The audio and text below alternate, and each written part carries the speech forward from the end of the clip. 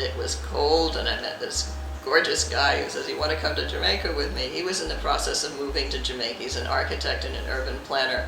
He had done some wonderful work in New York. He was with the City Planning Commission, did some incredible work in Harlem, had worked in Africa, and he really wanted to be in Jamaica and see if he could help a nation from within rather than going to a large agency and doing paperwork. So he was in this experimental mode of the 60s, trying to make a better world, make a difference. And I went with him to Jamaica, which I thought was going to be a brief little getaway, a couple of months in the tropics, and fell in love with Jamaica. And he was already in love with Jamaica. There was no converting him. So this became not just a romance between us, but a romance between us and a country. It's just not the natural beauty of Jamaica that is so alluring, but the soul of Jamaica that is so alluring. I think it comes out in the music, in the energy that comes through in sports, and now in literature. We have a lot of accomplishments in literature. So there is a great wealth and depth to Jamaican culture that is not noticeable to the casual tourist who come to go to the beach or go to a resort. I think it takes time to penetrate that and to accept it and to become a part of it. And this was very important to me, and I think that is very essential to my artwork. It's changed me entirely. Time has come around, everything that goes around comes around, and this is my 50th year of exhibiting professionally.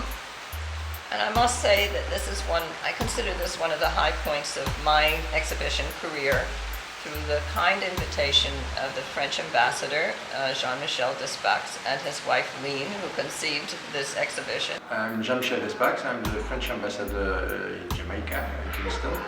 And with my wife, Lean, we are very pleased to welcome this art exhibition of the paintings of Tina Spiro in our residence. The first time ever that we have this sort of art exhibition in this residence.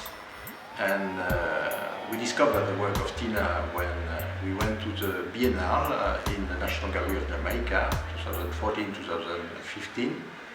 We were very fond of work and also of approach of her paintings. And the idea popped into our minds to organize here this exhibition.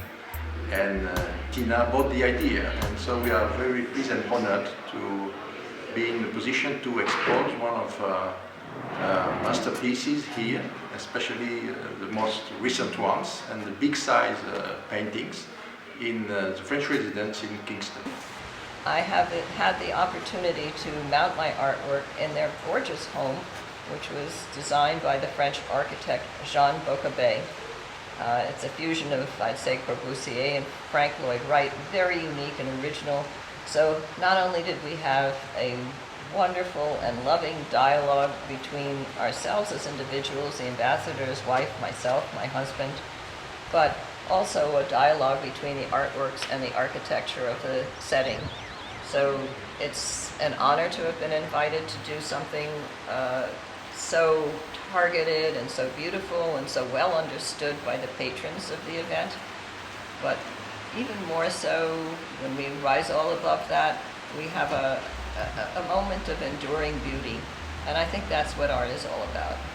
I was very sensitive, in particular, in the approach of Tina, of how she conceived the relationship between nature and humankind.